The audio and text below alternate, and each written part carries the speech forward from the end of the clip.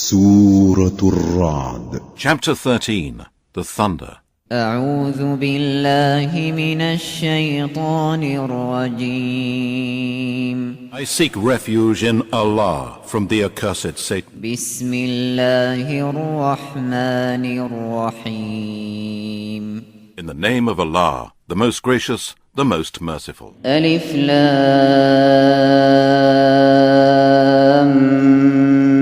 ميم را تلك آيات الكتاب والذي أنزل إليك من ربك الحق ولكن أكثر الناس لا يؤمنون. الله الذي رفع السماوات بغير عمد ترونها ثم استوى على العرش وسخر الشمس والقمر كل يجري لأجل مسمى يدبر الأمر يفصل الآيات لعلكم بلقاء ربكم توقنون.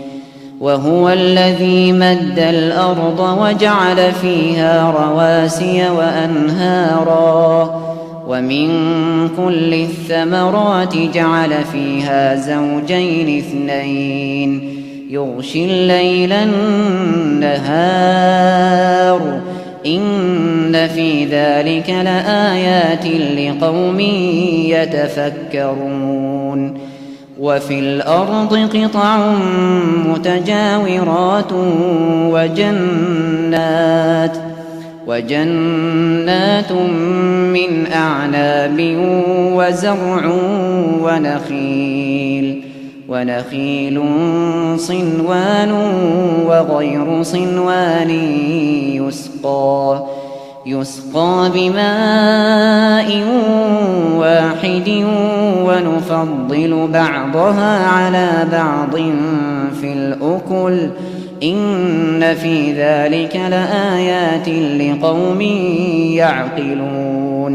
Alif, Lam, Mim, Ra. These are the verses of the book, this Qur'an, and that which has been revealed to you, O Muhammad, from your Lord is the truth, but most men do not believe.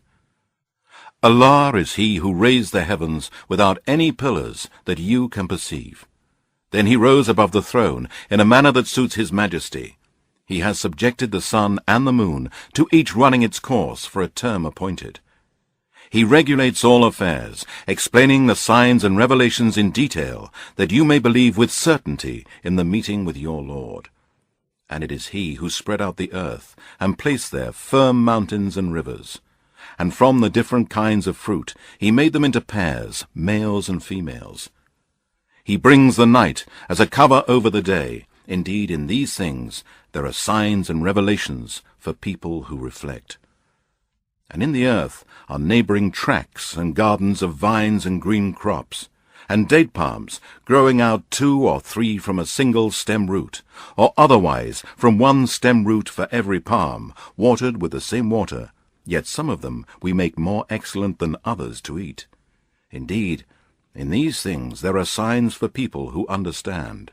وَإِن تَعْجَبْ فَعَجَبٌ قَوْلُهُمْ أَإِذَا كُنَّا تُرَابًا أَإِنَّا لَفِي خَلْقٍ جَدِيدِ أُولَئِكَ الَّذِينَ كَفَرُوا بِرَبِّهِمْ وَأُولَئِكَ الْأَغْلَالُ فِي أَعْنَاقِهِمْ وَأُولَئِكَ أَصْحَابُ النَّارِ هُمْ فِيهَا خَالِدُونَ.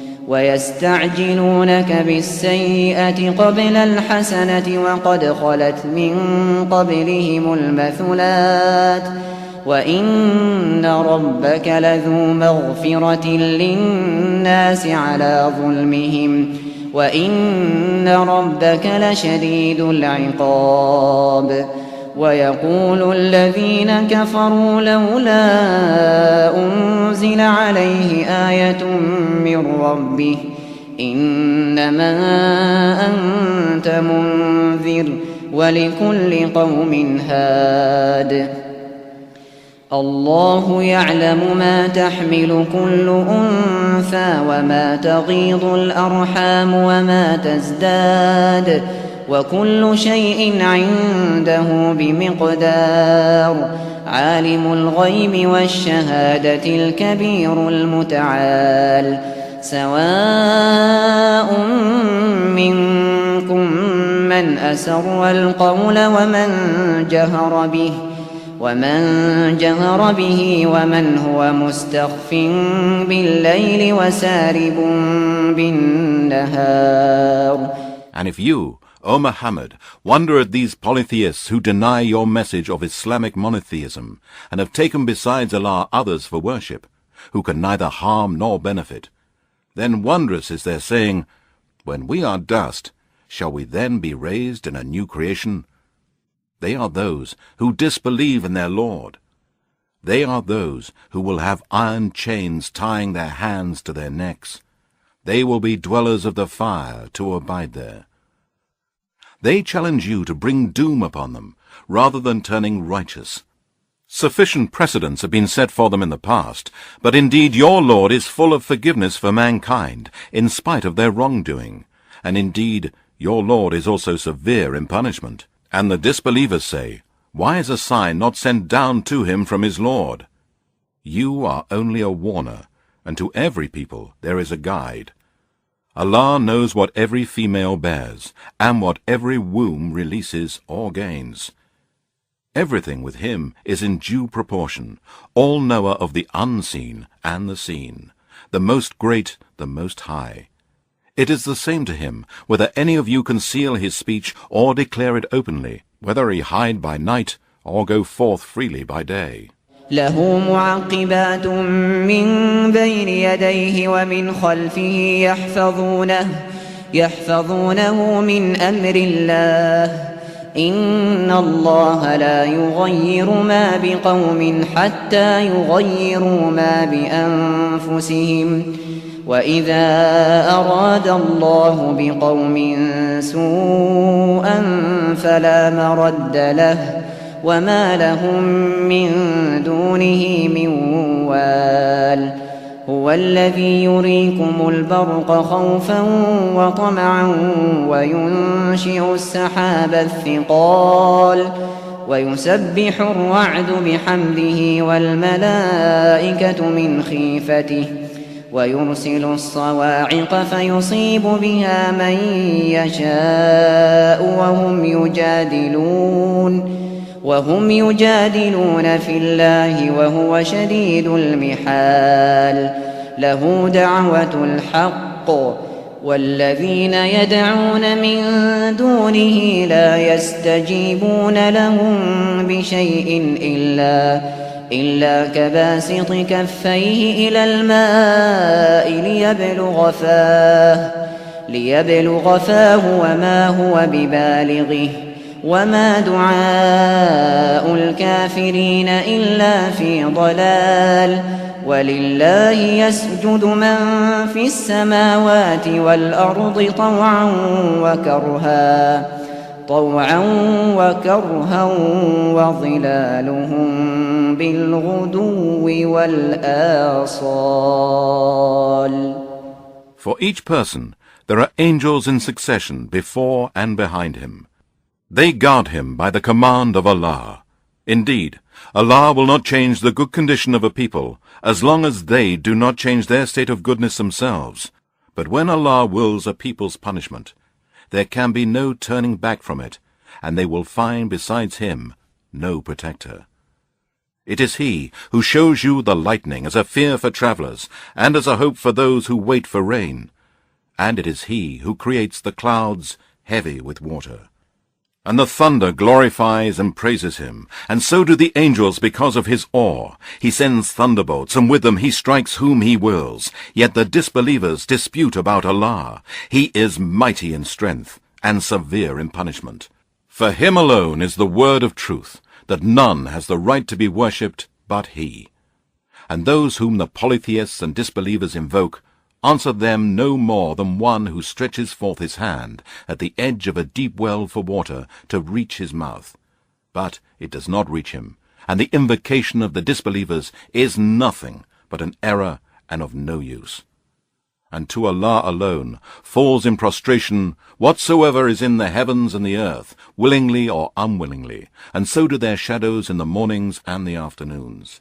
قل من رب السماوات والأرض قل الله قل أفاتخذتم من دونه أولياء لا يملكون لأنفسهم نفعا ولا ضرا قل هل يستوي الأعمى والبصير أم هل تستوي الظلمات والنور أم جعلوا لله شركاء خلقوا كخلقه فتشابه الخلق عليهم قل الله خالق كل شيء وهو الواحد القهار أنزل من السماء ماء فسالت أودية بقدرها فاحتمل السيل زبدا رابيا ومما يوقدون عليه في النار ابتغاء حلية أو متاع زبد مثله كذلك يضرب الله الحق والباطل فأما الزبد فيذهب جفاء وأما ما ينفع الناس فيمكث في الأرض كذلك يضرب الله الأمثال للذين استجابوا لربهم الحسنى والذين لم يستجيبوا له لو أن لهم ما في الأرض جميعا ومثله معه لافتدوا به أولئك لهم سوء الحساب ومأواهم جهنم وبئس المهاد. Say, O Muhammad, who is the Lord of the heavens and the earth? Say, it is Allah. Say, have you then taken for worship protectors other than Him, such as have no power, either for benefit or for harm to themselves? Say, is the blind equal to the one who sees, or darkness equal to light? Or do they assign to Allah partners who created the like of His creation, so that the creation which they made and His creation seemed alike to them? Say, Allah is the creator of all things. He is the One, the Irresistible. He sends down rain from the sky, and the valleys flow according to their measure. But the flood bears away the foam that mounts up to the surface. And from the ore, which they heat in the fire in order to make ornaments or utensils, rises a foam like it. Thus does Allah by parables separate truth and falsehood. Then, as for the foam, it passes away as scum upon the banks, while that which is for the good of mankind remains in the earth. Thus Allah sets forth parables for truth and falsehood. For those who answered their Lord's call and believed in the oneness of Allah and followed His messenger Muhammad is paradise. But those who have not answered His call and disbelieved in the oneness of Allah and have not followed His messenger Muhammad, if they had all that is in the earth together with its like, they would offer it in order to save themselves from the torment, but it will all be in vain. For them there will be a terrible reckoning. Their dwelling place will be hell, and worst indeed is that place for rest.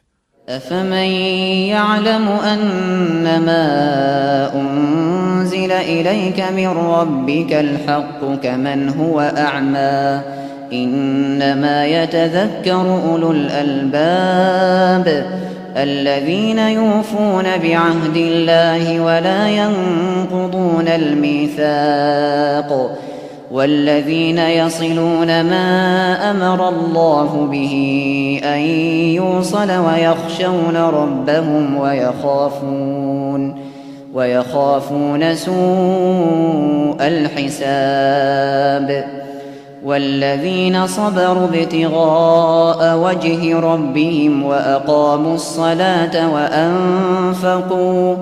وأنفقوا مما رزقناهم سرا وعلانية ويدرؤون بالحسنة السيئة أولئك لهم عقبى الدار جنات عدن يدخلونها ومن صلح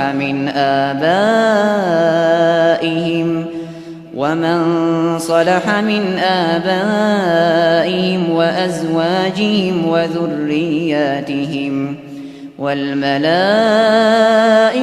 يدخلون عليهم من كل باب سلام عليكم بما صبرتم فنعم عقبى الدار. Shall he who knows that what has been revealed to you, O Muhammad, from your Lord is the truth, be like him who is blind? But it is only the men of understanding that pay heed, those who fulfill the covenant of Allah and do not break the covenant. Those who join that which Allah has commanded to be joined, they are good to their relatives and do not sever the bond of kinship. Those who fear their Lord and dread the terrible reckoning and abstain from all kinds of sins and evil deeds which Allah has forbidden, and perform all kinds of good deeds which Allah has ordained. And those who remain patient, seeking their Lord's countenance, perform prayer, and spend out of that which we have bestowed on them, secretly and openly, and defend evil with good. For such there is a good end. Everlasting gardens in paradise, which they shall enter along with those who acted righteously from among their fathers and their wives and their offspring. And angels shall enter to them from every gate, saying, Peace be upon you, for you persevered in patience. Excellent indeed is the final home. والذين ينقضون عهد الله من بعد ميثاقه ويقطعون ما أمر الله به أن يوصل ويفسدون في الأرض أولئك لهم اللعنة ولهم سوء الدار الله يبسط الرزق لمن يشاء ويقدر وفرحوا بالحياة الدنيا وما الحياة الدنيا في الآخرة إلا متاع ويقول الذين كفروا لولا أنزل عليه آية من ربه قل إن الله يضل من يشاء ويهدي إليه من أناب الذين آمنوا وتطمئن قلوبهم بذكر الله ألا بذكر الله تطمئن القلوب الذين آمنوا وعملوا الصالحات طوبى لهم وحسن مآب. And those who break the covenant of Allah, after pledging to it, and sever that which Allah has commanded to be joined by severing the bond of kinship, and not being good to their relatives, and work mischief in the land, on them is the curse. They will be far away from Allah's mercy, and for them is the unhappy, evil home of hell. Allah increases provision for whom He wills, and withholds it from whom He wills. And they rejoice in the life of this world, whereas the life of this world as compared with the hereafter is but a brief passing enjoyment. And those who disbelieve say, Why is a sign not sent down to Muhammad from his Lord? Say, Indeed, Allah sends astray whom He wills, and guides to Himself those who turn to Him in repentance. Those who believe in the oneness of Allah, and whose hearts find rest in the remembrance of Allah. Indeed, in the remembrance of Allah do hearts find rest.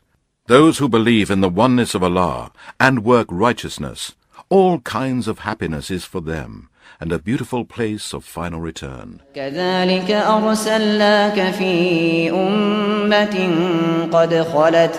قد خلت من قبلها لتتلو عليهم الذي أوحينا إليك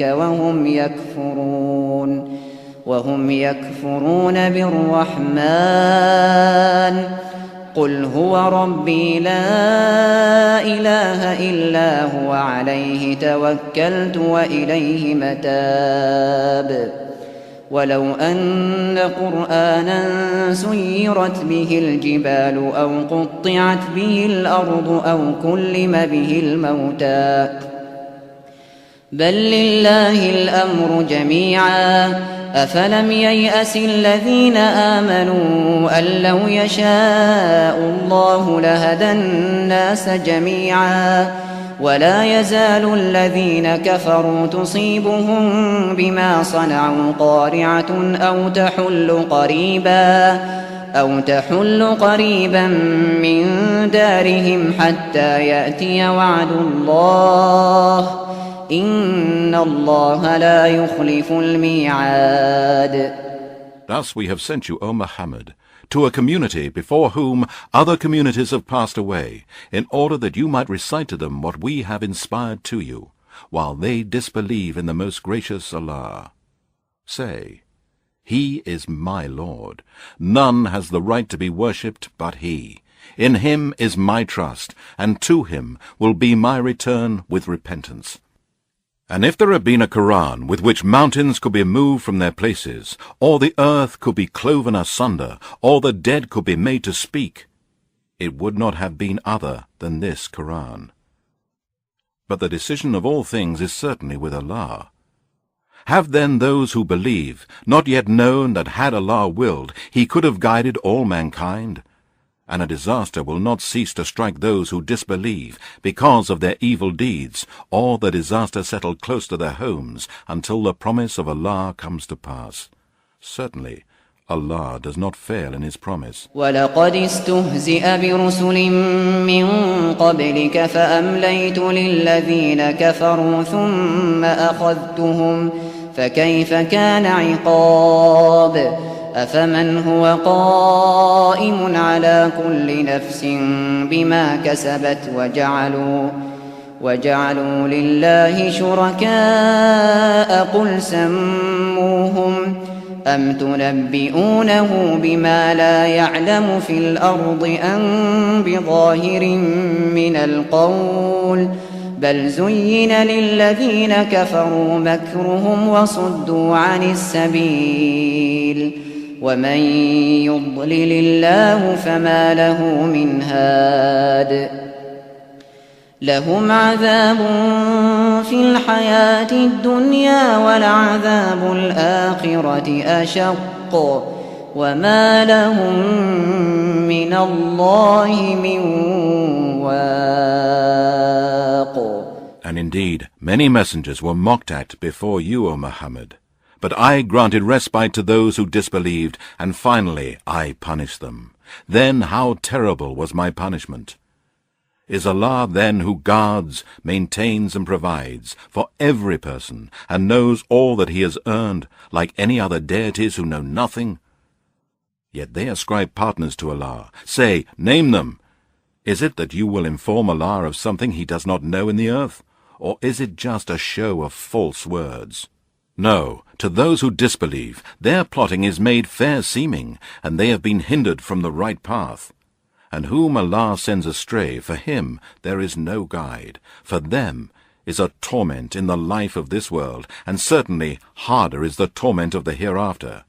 And they have no protector against Allah. مثل الجنة التي وعد المتقون تجري من تحتها الأنهار أكلها دائم وظلها تلك عقبى الذين اتقوا وعقبى الكافرين النار والذين آتيناهم الكتاب يفرحون بما أنزل إليك ومن الأحزاب من ينكر بعضه قل إنما أمرت أن أعبد الله ولا أشرك به إليه أدعو وإليه مآب وكذلك أنزلناه حكما عربيا ولئن اتبعت أهواءهم بعدما جاءك من العلم ما لك من الله من ولي ولا واق. The description of paradise, which is promised for the righteous, is flowing streams, inexhaustible provisions, and cool shade. Such is the destiny for those who observe righteousness, while the destiny for the disbelievers is hell. Those to whom we have given the book, rejoice at what has been revealed to you, this Qur'an. But there are among the confederates from the Jews and pagans, those who reject a part of it. Say, O Muhammad, I am commanded only to worship Allah alone, and not to join partners with Him. To Him alone I call, and to Him is my return. And thus we have sent the Qur'an down to be a judgment of authority in Arabic. Were you, O Muhammad, to follow their vain desires after the knowledge which has come to you, then you would not have any protector or defender against Allah. وَلَقَدْ أَرْسَلْنَا رُسُلًا مِّن قَبْلِكَ وَجَعَلْنَا لَهُمْ أَزْوَاجًا وَذُرِّيَّةً وَمَا كَانَ لِرَسُولٍ أَن يَأْتِيَ بِآيَةٍ إِلَّا بِإِذْنِ اللَّهِ لكل أجل كتاب يمحو الله ما يشاء ويثبت وعنده أم الكتاب وإما نرينك بعض الذي نعدهم أو نتوفينك فإنما عليك البلاغ وعلينا الحساب أولم يروا أنا نأتي الأرض ننقصها من أطرافها والله يحكم لا معقب لحكمه وهو سريع الحساب وقد مكر الذين من قبلهم فلله المكر جميعا يعلم ما تكسب كل نفس وسيعلم الكفار لمن عقبى الدار ويقول الذين كفروا لست مرسلا قل كفى بالله شهيدا بيني وبينكم ومن عنده علم الكتاب.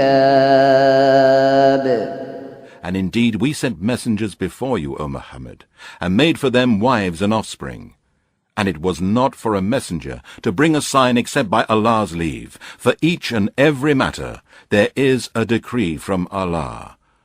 Allah blots out what He wills and confirms what He wills, and with Him is the original record. Whether we show you, O Muhammad, part of what we have promised them, or cause you to die, your duty is only to convey the message, and on us is the reckoning. Do they not see that we gradually reduce the land of the disbelievers by giving it to the believers in war victories from its outlying borders? And Allah judges, there is none to put back His judgment, and He is swift at reckoning. And indeed, those before them devise plots, but all planning is Allah's.